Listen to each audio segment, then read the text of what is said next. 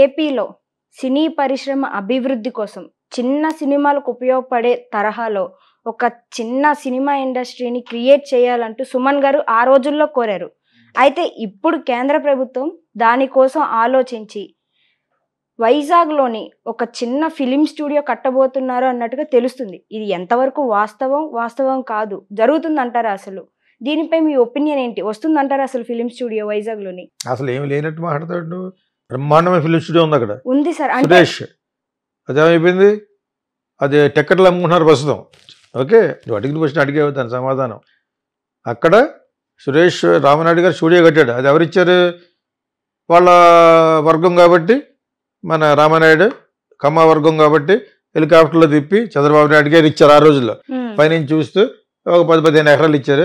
ఆ పక్కన ఉన్న పోరంబాబు 10 ఎకరాలు కల్పించుకున్నాడు రామనాయుడు. దురదృష్టవశాత్తు గవర్నమెంట్ మారింది, వాళ్ళు చాలా ట్రబుల్ చేయడానికి ట్రై చేశాడు జగన్.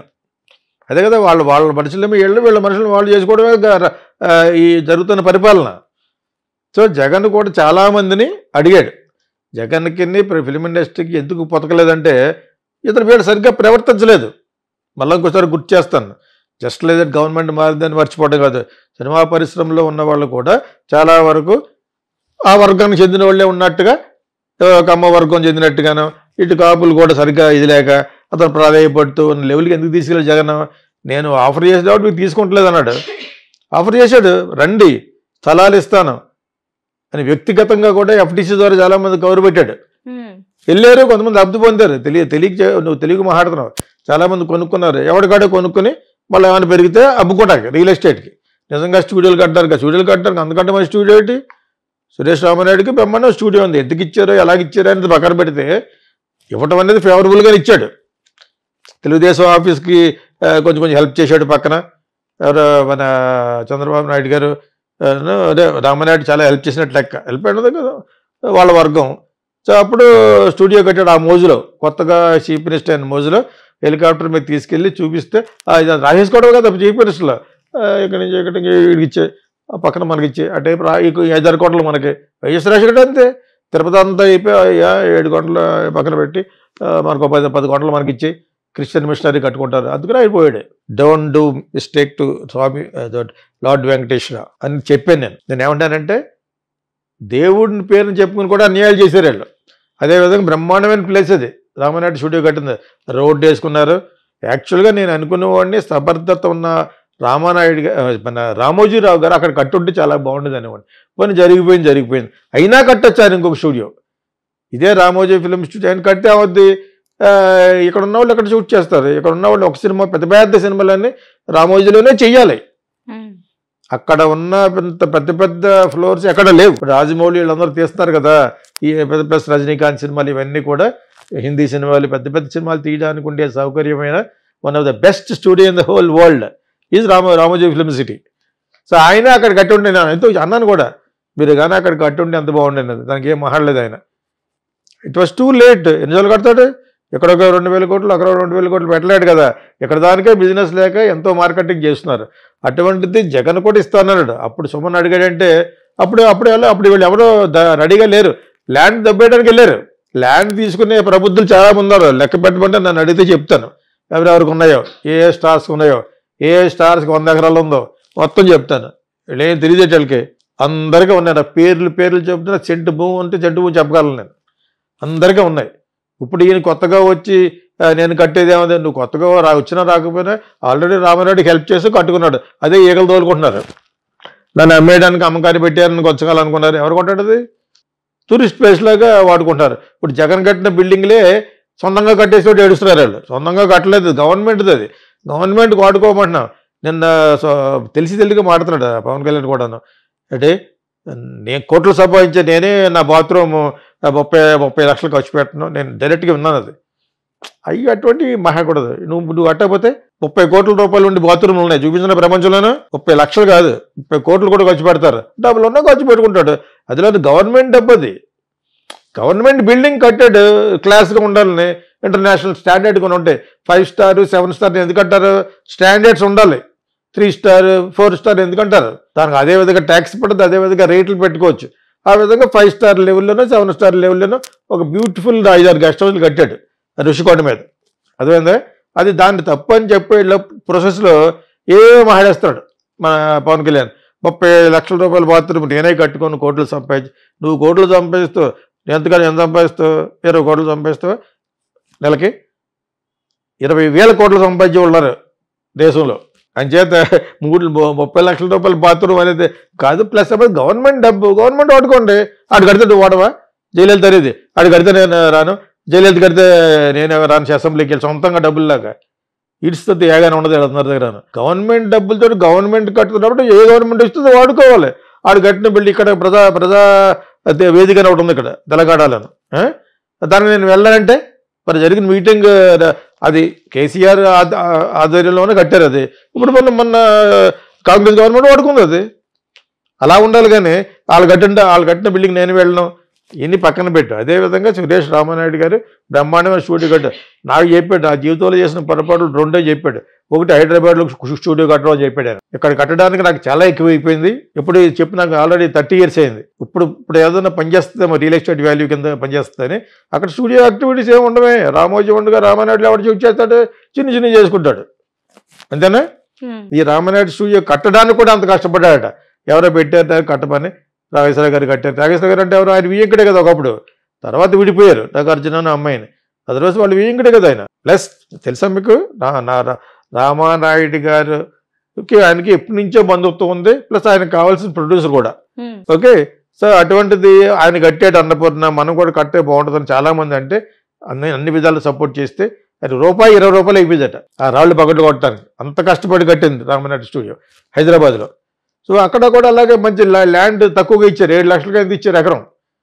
అది ఇప్పుడు 30-40 కోట్లు ఉంటుంది ఎకరం. అది ఊరికి ఇచ్చినట్టు అది వైజాగ్లో. సో అది ఇచ్చారు కదా అని ఇన్వెస్ట్మెంట్ చేసి కట్టారు. బ్రహ్మాండంగా కట్టాడు. ఇంకా బాగా డెవలప్ అయితే ఎక్కువ మంది షూటింగ్లు వస్తే ఇంకో 4-5 ఫ్లోర్లు కట్టొచ్చు వాళ్ళు. అక్కడ ఉన్నదానికే రావట్లేదు, దాన్ని అమ్మకానికి పెట్టారని. ఈ జగన్ గవర్నమెంట్ రావడం వలన అతను ట్రబుల్ చేశాడని. ఎలా ట్రబుల్ చేస్తాడు? ఇదే Andhra Pradesh government has given him. నువ్వు వచ్చేసి కొత్తగా అంటే గొడవ పెట్టడానికి ఫిట్టింగ్ ఏమైనా పెడతారు. ఇప్పుడు గీతం ఉంది, గొడవ పెట్టి ఎదురుగా పక్కకి 30-40 ఎకరాలు వచ్చారని చెప్పేసి గెడ పక్కన కొట్టి నాశనం చేశారు దాన్ని, గీతం యూనివర్సిటీని. గీతం యూనివర్సిటీ అంటే ఎవరు? అదే బాలకృష్ణ అల్లుడు పూర్తి గారు. అది వైజాగ్లో బాలకృష్ణ ఉండేవాళ్ళు వాళ్ళ గ్రాండ్ ఫాదర్ది. ఇప్పుడు మళ్ళీ వచ్చారు, మళ్ళీ కట్టేసుకుంటారు వాళ్ళు. అర్థమైనప్పుడు జరిగేది ఇదే. ఆ విధంగా Ramanaidu studio is fantastic studio. అక్కడ కావాలంటే ఇంకొక 2-3 ఫ్లోర్లు కూడా కడతాడు సురేష్. ఇప్పుడు సెపరేట్గా సుమ్మనే ఉంటాడు. గవర్నమెంట్ కట్టాలన్నా ఒకటి వెళ్ళదు, గవర్నమెంట్ కడితేనే. గవర్నమెంట్ కడితే అలా ఉంటాయి, గవర్నమెంట్ లాగా ఉంటాయి స్టూడియోలు. అదేందా ఇప్పుడు గవర్నమెంట్ లాగా ఉన్నది బాగా కడితేనే జగన్ తిడుతున్నారు. 30 లక్షల రూపాయల బాత్రూమ్ అని, 50 లక్షల రూపాయల బెడ్రూమ్ అని కడితే ఏంటంటాను? What is there? You have to grow, you have to become class. నేను పవన్ కళ్యాణ్ ఎందుకన్నానంటే చాలా అమాయకత్వంగా మాట్లాడతాడు అతను. తప్పేంటి? ఏదో అనాలి కాబట్టి బాత్రూమ్ నుంచి అంటున్నారు. ఒక బిల్డింగ్ ఇంత ఉంటుంది, ఇంత ఉండాలి. ఆ కట్టిన దాంట్లో ఒక 10 కోట్లు అనుకో, 3 కోట్లు దొబ్బేసి ఉంటారు.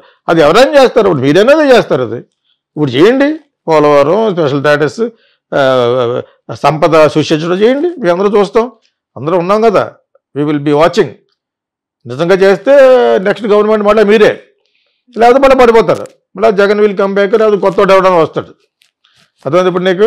ఇది జరుగుతూనే ఉంటుంది. అందులో ప్రజలు తెలివి మీరిపోయారు బికాజ్ ఆఫ్ సోషల్ మీడియా. మళ్ళీ వాళ్ళు ఎందుకు మాట్లాడతారు? బికాజ్ ప్రజలకు న్యాయం జరగాలి, ప్రజలకు లబ్ధి జరగాలి, స్టూడెంట్స్కి ఉద్యోగాలు రావాలి, నిరుద్యోగ సమస్య ఉండకూడదు. అవన్నీ మీట్ల కాన్సన్ట్రేషన్ మానేసి 24 గంటలు బడ్జెట్ తెచ్చుకుంటాకి వెళ్తాడు. ఆడు ఇవ్వాలి కదా. ఇంకా అక్కడికి ఫైనాన్షియల్ మీటింగే జరగలేదు, బడ్జెట్ జరగలేదు. ఈలోగా ఈయన చంద్రబాబు నాయుడు వెళ్తున్నాడు. ఎందుకు ఇస్తారు వాళ్ళు? సమయం సందర్భం చూసి ఇస్తారు. నువ్వు అడిగినంత ఒకేసారి ఇచ్చేస్తే వాళ్ళు అక్కడిగా తలమే పెట్టుకుపోవాలి. స్పెషల్ స్టేటస్ ఎవరు? పోలవరం ఎవరు? ఓకేనా? ఈయన అడిగిన బడ్జెట్ ఎవరు? అడిగిన బడ్జెట్లో పావలా ఇస్తే గొప్ప, రూపాయి అడిగితే పావలా ఇస్తే చాలా చాలా గొప్ప. అర్థమైనప్పుడు సో ఇది జరగబోయేది. ఎక్కడ సంపద సృష్టిస్తాననే బిజినెస్ ఏమైనా ఉంటే పెట్టండి. రియల్ ఎస్టేట్ అక్కడైనా పోయేటి, విశాఖపట్నంలో పెట్టచ్చు. గవర్నమెంట్ భూములు ఇంకా ఉంటాయి, 1000 ఎకరాల్లో ఉంటుంది. అమ్మండి, ఇండస్ట్రీస్కి అమ్మండి, కర్నూలులో అమ్మండి, అక్కడ అమ్మండి. ఆంధ్రానంతా ఎక్స్ప్లాయిట్ చేసి యూ డెవలప్ ఇట్. అన్ని చోట్ల డెవలప్మెంట్ చేసే బిల్డింగ్ కడితేనే. ఇక్కడ హైటెక్ సిటీ కట్టాడు కాబట్టి దానికి పురాదేశం వైఎస్ రాజశేఖర రెడ్డి. తర్వాత కట్టారు వాళ్ళు, కట్టిన తర్వాత అన్నీ పెరిగినాయి. నువ్వు ఎక్కడైనా ఒక ఎస్టాబ్లిష్మెంట్ పడితే అక్కడ రియల్ ఎస్టేట్ పెరుగుద్ది. ఆ విధంగా సంపద సృష్టించండి. సంపద సృష్టించడం నాకంటే మీకే బాగా తెలుసు కాబట్టి గవర్నమెంట్లో ఉన్న వాళ్ళకి ఇవి చేయండి. That is what your promised. ఇక్కడ ఉన్న తెలుగుదేశం కూటమి ఉంది కదా, what have you promised to the voters? మేము సంపద సృష్టిస్తాం, జగన్లాగా అడుగు తినేటట్టుగా అప్పులు చేయమన్నారు. మరి ఇప్పుడు ఏమన్నారు, మీరు అప్పులు చేయమన్నారు. So this is what happened. So అక్కడ సినిమా స్టూడియో పెట్టాలనే ఉద్దేశం మంచిదేనా, ఉన్నదాన్ని డెవలప్ చేయండి బాబు. సురేష్ కొంత రామనాయుడుగా స్టూడియో ఉంది, దట్స్ బ్యూటిఫుల్. ఆల్రెడీ వీళ్ళకి చాలామందికి సినిమా ఫీల్డ్ వాళ్ళకి ఉన్నాయి ల్యాండ్లు. ఆ పేర్లు ఇప్పుడు చెప్పను, వాళ్ళు ఏడుస్తారు. ఇప్పుడు నెక్స్ట్ ఎప్పుడు అని చెప్తాను. వాళ్ళందరికీ ఉన్నాయి. దానికి పెట్టండి. పోస్ట్ ప్రొడక్షన్ అని, ప్రీ ప్రొడక్షన్ అని, యూనిట్స్ అని, లైట్స్ అని అన్నీ పెట్టండి ముందు. అవన్నీ పెడితే అప్పుడు స్టూడియో పనిచేస్తుంది. కానీ ఊరినే 10 ఎకరాల్లో స్టూడియో కట్టేస్తే మాత్రం ఏ వర్కౌట్ అవ్వదు. సుమ్మని ఎప్పుడు అడిగాడు, లాస్ట్ టైం అడిగాడు, ఎవరైనా వెళ్ళి అందరూ చాలా 2-3 యాంకర్స్ కూడా డబ్బులు సంపాదించుకున్నారు అక్కడ. వాళ్ళ లెవెల్కి యాంకర్లు కూడా వెళ్ళి 7-8 ఎకరాలు 10 ఎకరాలు కొనుక్కున్నారు. ఎప్పుడు పోయి పత్తిత్తుల్లో మాట్లాడతారు ఏం తెలియకుండా, జగన్ గవర్నమెంట్లో ఏం జరగలేదని. జగన్ గవర్నమెంట్ అంటే దానికి ముందేంటి, జగన్ బతిమాలాడు రమ్మని, నేను మీకు అన్నీ ఇస్తాను, ఇక్కడ జూబ్లీ హిల్స్ లాంటి ప్లేస్ కూడా ఇస్తాను అన్నాడు. ఓకే, అప్పుడు వాళ్ళు ఇప్పుడు వెళ్తున్నారు. వెళ్ళినా కూడా ప్లీజ్ డూ ఇట్, వెళ్ళండి. మొదటి స్టూడియోకి ఒకసారి ఫీడ్ చేయండి. సురేష్ స్టూడియో ఉంది, రామనాయుడు గారి స్టూడియో, ఫెంటాస్టిక్ స్టూడియో అది. కావాలంటే ఇంకొక 4-5 ఫ్లోర్లు కట్టగల సమర్థత ఉన్న మనుషులు వాళ్ళు, ఎక్స్పీరియన్స్ ప్రొడ్యూసర్స్, సక్సెస్ఫుల్ ప్రొడ్యూసర్స్. ఎలా కట్టాడనే చెప్పేశాను ఇప్పుడు నేను. ఎలా కట్టాడు, చంద్రబాబు నాయుడుకి ఇచ్చాడు, కట్టాడు. త్రోవే ప్లేస్కి ఇచ్చాడు, ఫ్రీగా ఇచ్చినట్లు లెక్కది. ఎంత ఉందండి విశాఖపట్నంలో ఏరియాలోనూ 20 కోట్లు 30 కోట్లు ఉంది ఎకరం, అక్కడ 40 కోట్లు 7 లక్షలకి అందుకు ఇచ్చారు అది.